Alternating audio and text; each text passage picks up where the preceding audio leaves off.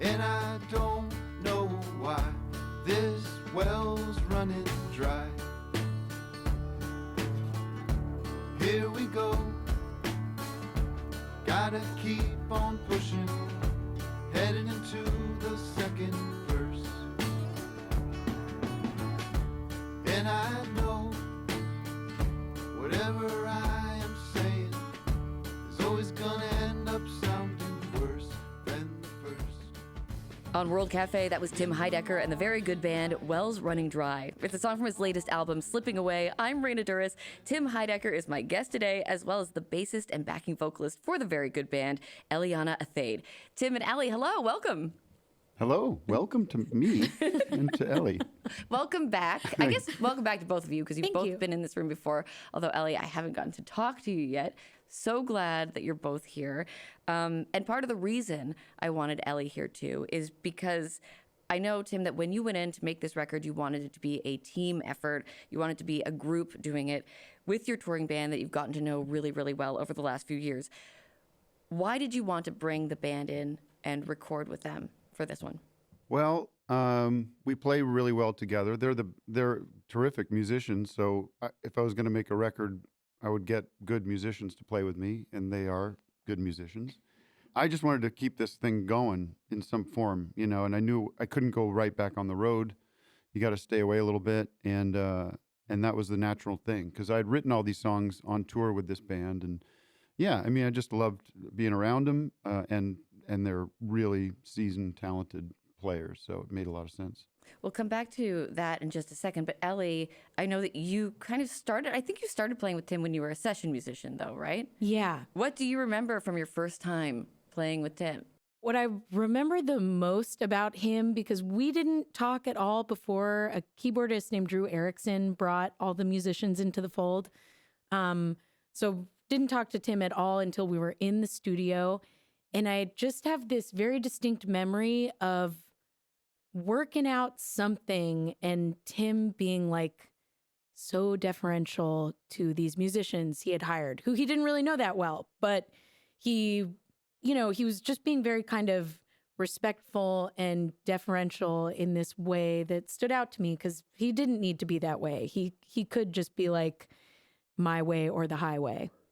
Let me quickly reintroduce you. I'm talking to Tim Heidecker and Ellie Athayde on World Cafe today.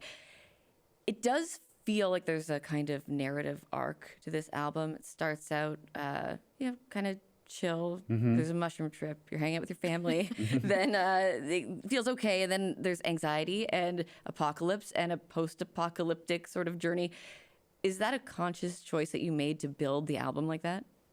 Eventually, yeah. I think the first batch of songs were very much like short stories about the sort of something post-apocalyptic. What was the show we were talking about? Station 11.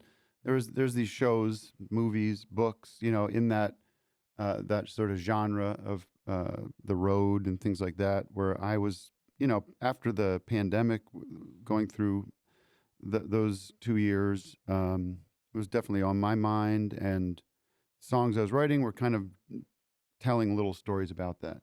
And then I had some other songs that were just more about me and about, you know, where I was at and what I was thinking about, and my family, and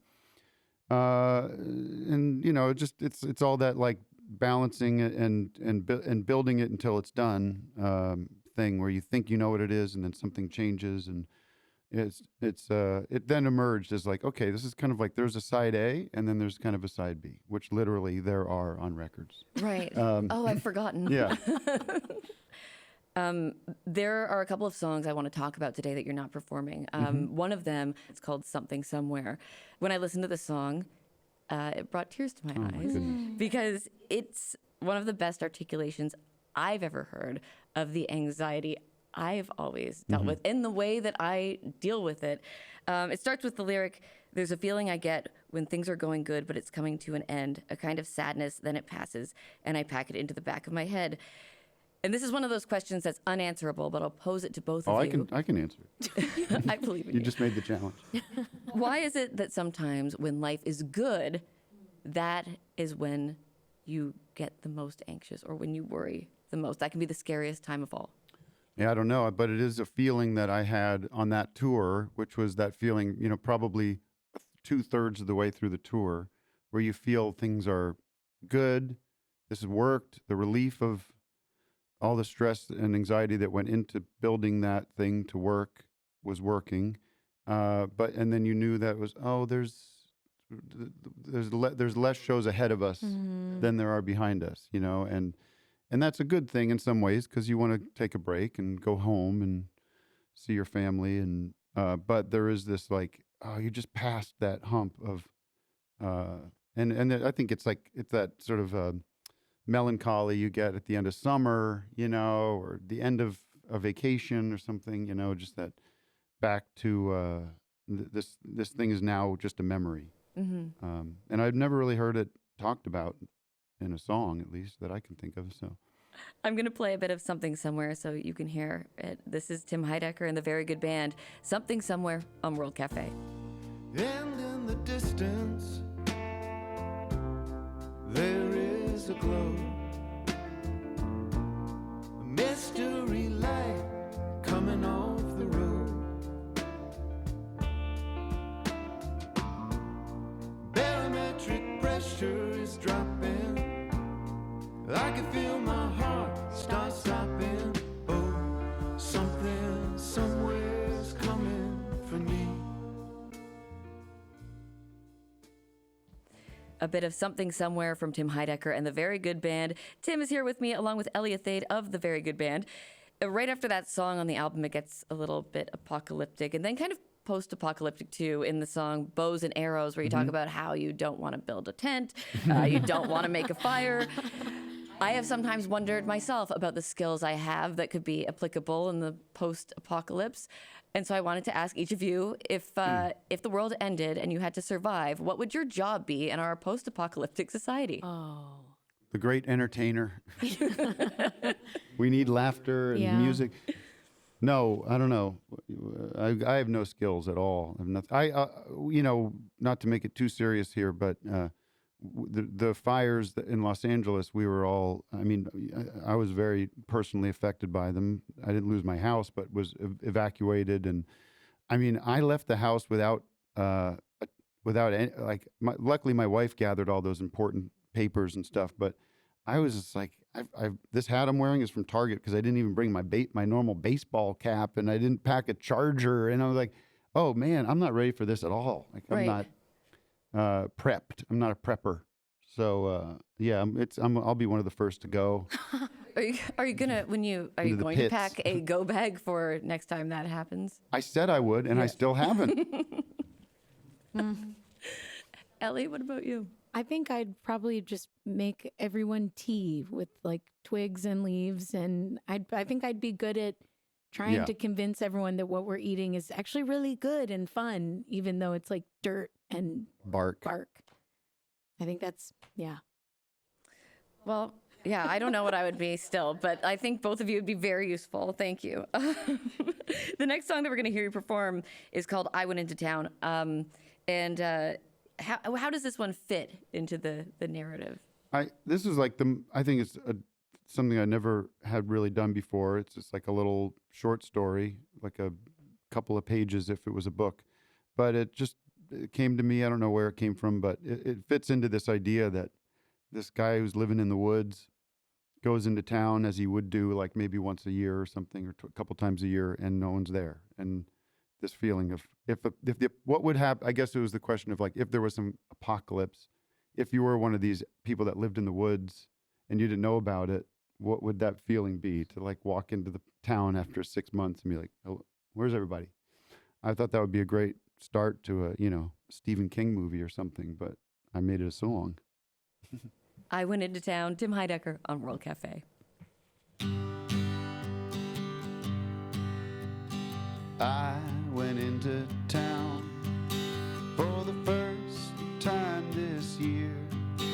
All the bookstores were shut down. All the streets were all clear. Nobody was around. Even the rats were not here. Ooh, did they say they were leaving? Did they even leave a note? Looking on every post for any kind of a sign. Maybe an arrow to show me the way. Did they leave here for the day? Or are they hiding and afraid? I went back to my woods, back to my home, where I live alone. So I lit a fire and I let her smoke, thinking about the town. Was this some kind of joke? Ooh, are they hiding from me? Did they catch some kind of disease? Or did they blow away with the breeze? I have enough to last through the winter, one winter. But come spring I'll need to supply. And though I like my space and my busted face, I couldn't live if everyone died. Oh, it's getting dark, it's getting cold, feeling my age and how I'm getting old. Tomorrow, when I wake, I'll go back to town, see if I can find anyone around.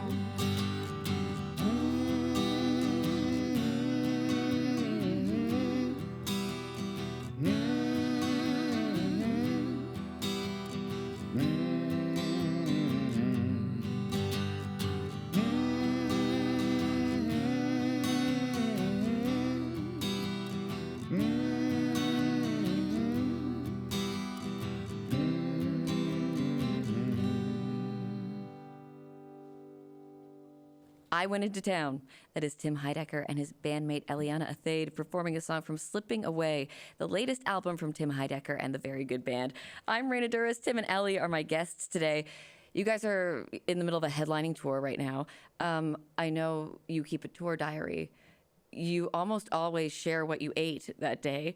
Yeah. Have you had anything specifically memorable, particularly memorable on this tour so far? Well, for my birthday, which was a couple days ago, we went to this town in Michigan called Frankenmuth, which was like one of these Christmas village kind of towns where it's all Christmas all year round. And they have this place called the Frankenmuth Zender's world famous chicken dinners. Have you heard of this? I have not. They're not famous enough, I guess. Yeah. Yeah, and they should not be famous. It was kind of fun. It was like the family style. They bring out the mashed potatoes and the gravy, and we all pass it around. But you know, it's like the qualities never meets the occasion. It's just it was like a real like Lynchian kind of crazy time capsule of a place. Yeah. And I would love to go in the kitchen and just like elevate them like 10%. Sure. Like let's salt the chicken. Salt the chicken. Let's That's salt it. the chicken. Just a little salt. They can I say the Greg Turkington thing? Well, now you have to let me. Greg Turkington, who's with us, is a vegan, and he's also gluten-free. I mean, you're thinking this is like the hacky. You're going to think this is the hackiest thing that's ever happened, but I saw it happen. It's real. So he says to our sweet young waiter, he's like, "Now I'm a vegan and I'm gluten-free. What do you think I could eat on this menu?" And the kid's like, "Let me go talk to the chef. I'm not really sure." Yeah, let me go talk to the chef. So he goes. He's gone for like a longer amount of time than it feels like he should be. He comes back and he goes, "The chef says maybe you could get the steak with veggies." And like you could see in real time Greg's brain trying to compute. He was like, "Well, no, I don't want a steak." And the guy It was like unbelievable. "Okay." And I don't think I don't think the guy understood that a vegan can't eat a steak. I think he just thought that vegan didn't want a steak. Because he was like, well, I can't have the steak. And he was like, okay. Yeah, it was unbelievable. I'm speaking with Tim Heidecker and Eliana Athayde today on World Cafe. We're going to get to another performance, and you're going back to your 2022 album, Fear of Death, for this one. I love this song. It's called Someone Who Can Handle You. Why is this one the one you chose from your past albums to play for us today? Well, Ellie and I do it every night, so it's fresh for us. I did this with Wise Blood on that album, and we sort of made that album together, and that's how I met. That's how I was introduced to Ellie, because Ellie was Wise Blood's bass player, and not only did she play on that record, but when I was putting this band together, I was going to be touring a lot of those songs, and I knew I was looking for a bass player who could possibly sing all those songs, and she, can sing, with Natalie, with the Wise Blood. So it was a real get. It was like a real coup to get her. And so we started just doing this one together, and it's different than the record, I guess, a little bit. But I think, and I've heard people say that our voices blend very nicely together, and it's always a nice part of the show to sing this song. Someone Who Can Handle You, Tim Heidecker on World Cafe.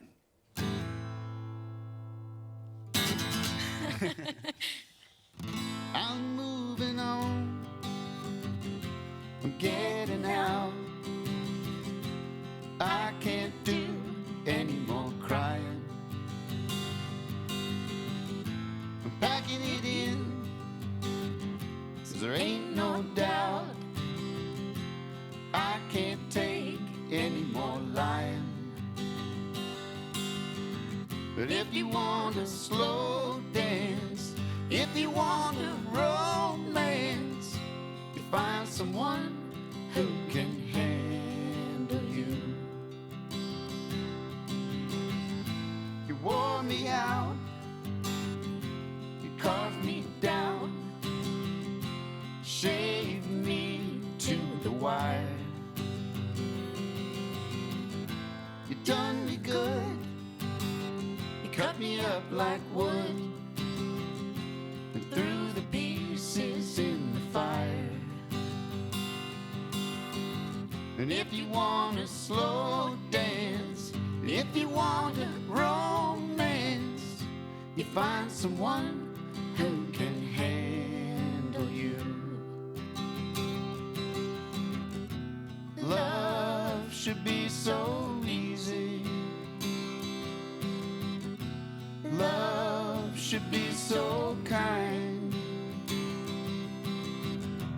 Love should be as simple as it was the first time.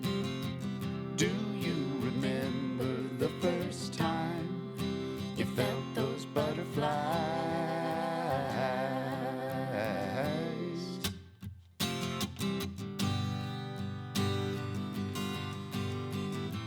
One day you'll look back, you wonder what went wrong. You'll always have these memories, you'll always have this song. And if you want a slow dance, if you want a romance, you find someone who can handle you. You find someone who can handle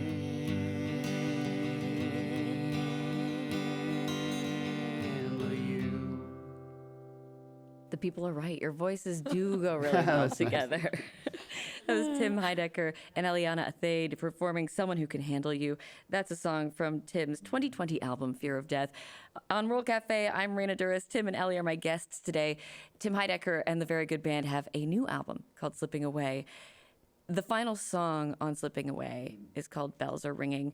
And the first time I listened to the record, I think I stopped everything I was doing to email you to say, Tim, this is so beautiful. But I put an expletive in the middle of that that I can't say on the radio. I'm going to play a little bit of Bells Are Ringing right now.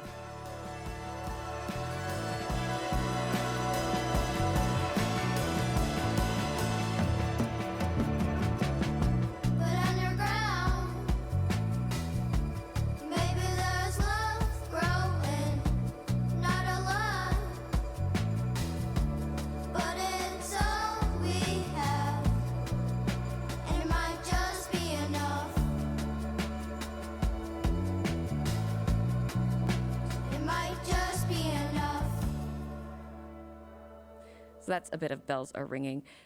Your daughter Amelia is singing at the end of that song. Could you talk about making that decision to have Amelia, to record her and put her on the album?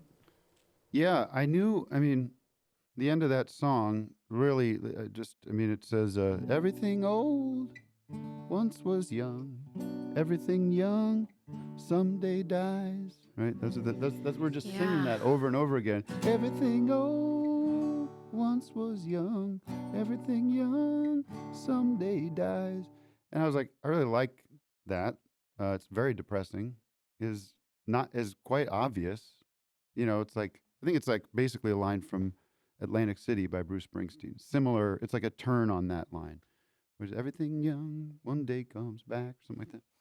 Anyways, it was such a beautiful track, and Connor and Ellie had done these strings on it. It was just like this grand piece of work, musically, that I just said, I have an opportunity to say something else at the end of this song. I don't have to end on this grim, kind of depressing statement.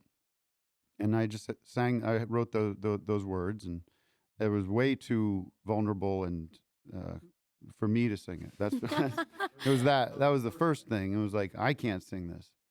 And then I thought of Amelia, because we always make music together in my garage, and she's got a great voice, and had this idea in my head of a children's choir kind of vibe, and just went down there and did it and played it for everybody, being like, all right, this is going to be this could be too much, too sweet, or too something, And everybody was all in, everybody was like, everybody involved in the record was just like, this is so great. Like, it sounds awesome. Yeah. I thought it was a really powerful choice to have the last words on the album sung by your daughter. Yeah. Yeah. Ellie, when he brought that in, Ellie was like, I wanted to sing that part. I did have a lot of people be like, oh, the background vocals are so beautiful, and I can feel them, but at the end, like, they're not sure if it's me or not. Right. It's not me. No, I love it. And I think there are so many things that are special about Tim Heidecker and working with Tim, but definitely an element that feels special to me is just like the human element of like this person who does all this amazing artwork, goes on the road, has his shows, like so much, but like his family is such an important thing to him.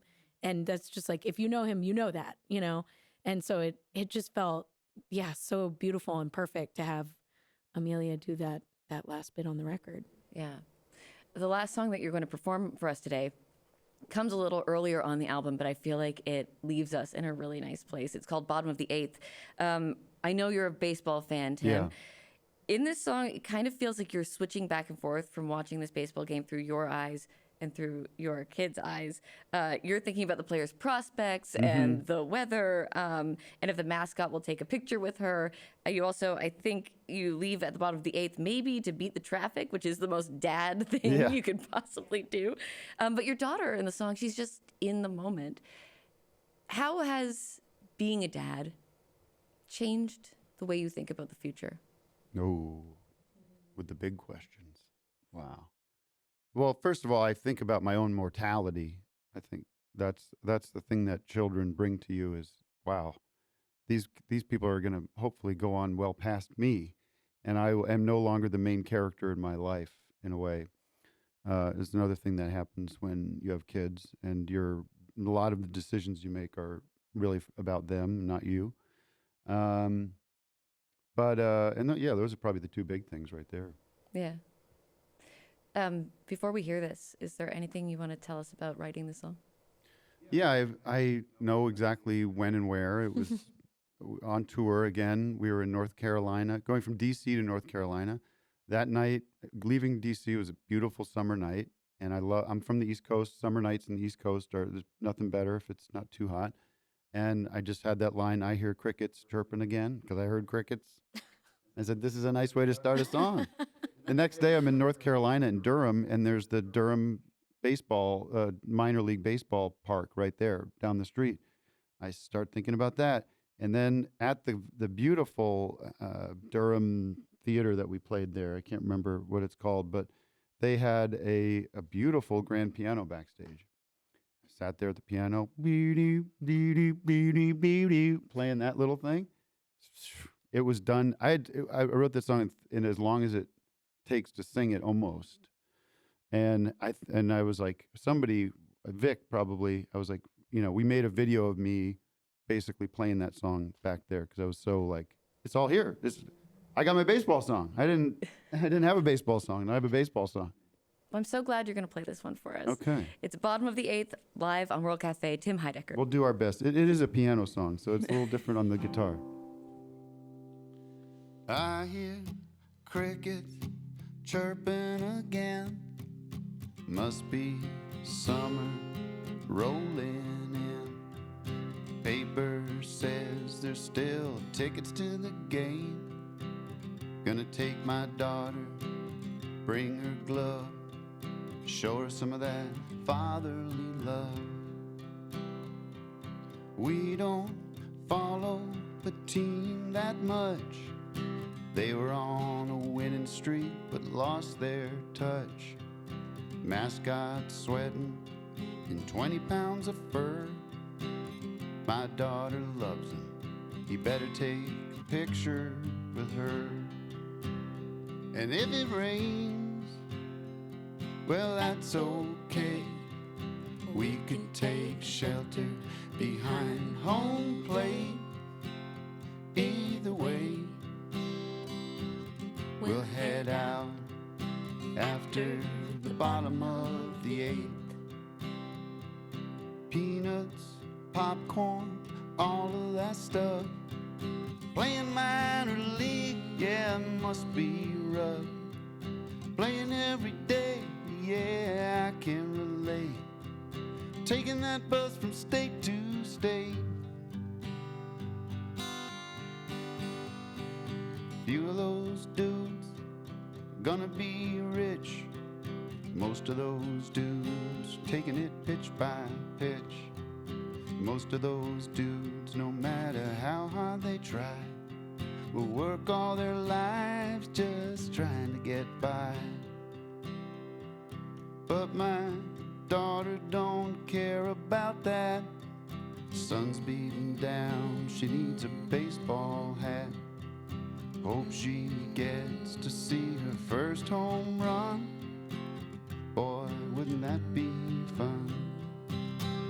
And if it rains, well, that's okay. We could take shelter behind home plate.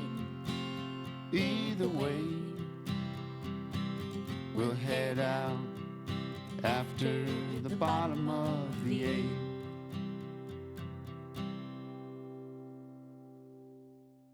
I like that version. That was really nice. I like this is my Randy Newman impression. You ever hear it? I like that version. That's pretty good. I like that. Live for the World Cafe, Bottom of the Eighth, performed by Tim Heidecker and Eliana Athayde. That's a song from Slipping Away, the latest album from Tim Heidecker and the Very Good Band. Tim, Ellie, thank you so much. This has been awesome. Thanks for being here today. Thank you. Thank you. I'm Raina Douris, back in a moment with more World Cafe.